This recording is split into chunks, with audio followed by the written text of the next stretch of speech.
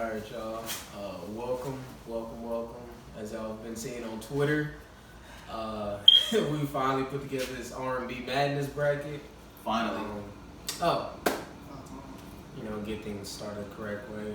My name's Gumbo, Professor Gumbo, at Professor_Gumbo on social media. Y'all want to introduce yourselves? Yeah, I'm DZ, DZ the boy on Twitter. And I'm D-Stu. It's going to be D-Stu. I'm sure that we're going to put the @ sign at the bottom. So. Yeah, it'll be in the description. Yeah, for sure. And as y'all kind of see, there is a thread right under it, so there will be playlists that will be updated weekly for some of y'all who don't know who each artist is and what their discography consists of. We're gonna put a couple mainstream ones on there and then a lot of sleepers on there as well. First of all, can we say, if y'all don't know discography, y'all need to turn the video off right now anyway. This ain't for you. No, just pause it, Google it, and then come back and we good. Get your Spotify, Apple Music, Tidal, whatever you got. I mean, the goal here is to educate though, right? It is to educate though, so yeah. Just educate yourselves while you're watching the video. But yeah. Alright, so let's go into a couple of the honorable mentions. Well, no. Do we want to go into honorable mentions, or we want to speak about why some people are in their brackets? Let's talk about why some people aren't in the brackets, since y'all been so mad about that. Okay. Yes. Go ahead. Well, for starters, I guess we got people as far as like we consider goats. You know what I'm saying? Mm-hmm. Okay. Right. So the R. Kellys, the Beyoncés. I wouldn't consider Beyonce a goat yet, but there's just a lot of people that we felt like will like pretty much just run through the table. Yeah, it wouldn't even be fair. Like, R. Kelly would definitely run through the table. And some of them's debatable, like a Beyonce or a Janet Jackson or Whitney Houston, but it's just not even like. There are a few artists like they mentioned, Beyonce, Justin Timberlake, who I think he had just missed the cut. Yeah. As far as top 16.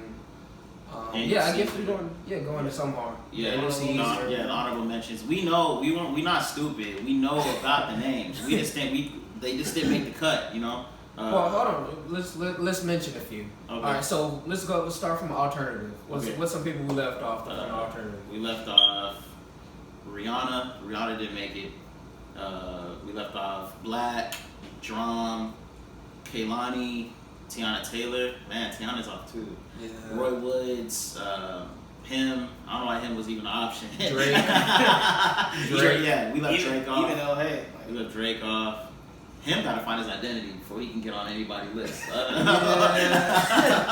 and also another thing, if there's anybody on here that we mentioned that y'all feel should be included, mention us or comment below, anything like that, and let us know who y'all feel that like they should be replaced ahead of, because maybe we got something special planned. Yeah. For the ones y'all feel should be switched. So let us know who y'all feel should go in their place. Exactly. What about the R&B groups that just missed the cut? Oh man, 3LW, Immature, B2K. Yeah, B2K. B2K missed the cut. Yeah, B26. Man.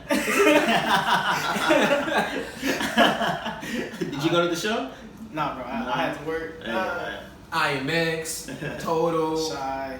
Yeah. And for the one that seems to be getting the most traction, oh my God. Mint Condition, bro. Yo, let me tell y'all, I heard all the flack about Mint Condition. I was like, nobody's bumping it no more like that. I got in my car the next morning, and K104 got Mint Condition blasting in the radio at 7:30. So, shout out to Mint Condition. For Mint Condition, because they barely missed the cut. Give me more than Pretty Brown Eyes. Pretty Brown Eyes.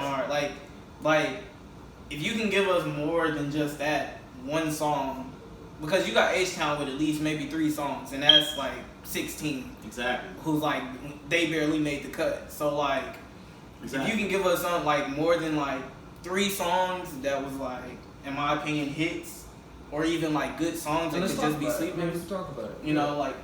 We can have that discussion. For real. The debatable one too is Next. We left Next off. Next didn't make the cut. For you, Too Close for him. Yeah. Because this is a lot. I gotta remember, this isn't about like one-hit wonders. I know a lot of these guys have songs that are just really big, like Shy. You know what I'm saying? We all know Shy's big track. But for real. Yeah, it's just this is more about overall catalog. Us looking at their entire catalog, not just one huge song. The internet for any new R&B fans. The internet was real close, but their project doesn't come out until later. We got Sid. That's it. Jackson 5 didn't make it, but we put Michael there. So. What about 2000s R&B, which was the hardest thing? We had 1 million names for this bracket. We had like 46 names. we have even more than that that we didn't even name. You know what I'm saying? That they didn't even make the, us just ranking. And the thing about the 2000s goes from 2000 to 2018. Yeah. So, just for some reason, some of the reasons why they didn't make the cut, some of them they didn't have a large enough sample size. Yeah. They maybe have one project that it just wasn't good enough to, go over that hump. Think about it. The 16 and the 15 seeds are Jaheim and Ashanti. So if any of these people we're about to name is better than Jaheim, Ashanti, Tyrese, or Jamie Foxx, then we could talk about it. But let's see some of the people that barely made the cut. Missed the cut, I'm sorry. Sierra. Kiki Wyatt. Omarion. Marcus Houston. Justin Timberlake. Robin Thicke. Lloyd. August Alsina. Did any white dudes make the cut? Does it even matter? I just had to observe that. Tank. That was quick. Yeah, Tank. Tank. For you new R&B fans, Jacquees. I would say Daniel Caesar. A lot of people Daniel Caesar pissed about that. Daniel Caesar. For the Nubians, Solange barely missed the cut. Solange barely missed it, Did we say Jasmine? Jasmine Sullivan? No, Jasmine Sullivan. That was a tough one. Yeah, she missed it. Omarion. Mario. Why are we acting like we I feel like we double XL right now. Explaining why we didn't pick some of Right, okay. Let's go into it. What about 90s? No, the 90s. Just real quick. Real quick. Johnny Gill missed it. Tony Braxton. Deborah Cox. Taylor Campbell. Adina Howard. K. Michelle. So a lot of people will wonder why was Keisha Cole and BJ the Chicago Kid in the 90s. Okay. Yeah. So I think for us, it was more so like the vibe they gave off with their music. Like their sound. So I think even there was a few people that asked about Erykah Badu being in the 2000s. It was their sound, the way they sounded and the vibe they gave off as far as their music. We felt like they went into a certain category more than the other outside of when their music was actually created. Right. Another thing is that yes, Baduism came out in '97, but Mama's Gun was 2000, and she's still making really good projects in the 2000s. Even though that project was '97, she really blew. Some of her best work is in the 2000s. Love of My Life, Bag Lady. Yeah, exactly. Didn't You Know, Clever. Now for Keisha, it's just a vibe, right? It's just her sound is more 90s than it is 2000s. So it was kind of we tossed her there. Exactly. Y'all just gonna have to deal with it today. Exactly. Same thing with BJ. Same thing with BJ. Yeah. Chicago Kid. Super dope. No, that's pretty much it. So as far as how we ranked them and the criteria that we gave them, we did it with 7 different criteria or categories. The first one is vocal ability. Mm-hmm. So that's self-explanatory. Vocal range. Who sings better? Pen game. Artists who write their own music versus maybe they get somebody else to write it. There's nothing wrong with ghost writers. It just factors in because it also factors into creativity and artistry. Also, with that, the pen game is the lyrics. How many quotable lyrics? Exactly. If we start singing right now, would you be able to finish off? Yeah, exactly. And so that also factors into creativity and artistry, how original their ideas are. And then the fourth one would be star power. How big is this star? The fifth criteria is gonna be hits. How many hits they got as far as their discography, and that can go with. I would also maybe add some features as well, if they make that feature better.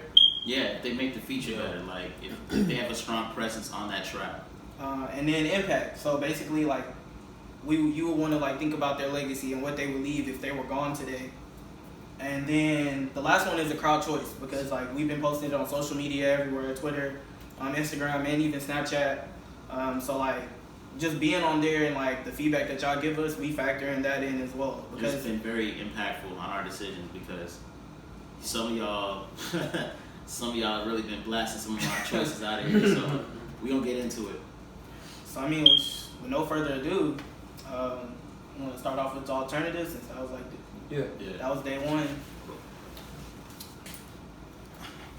Stop and start.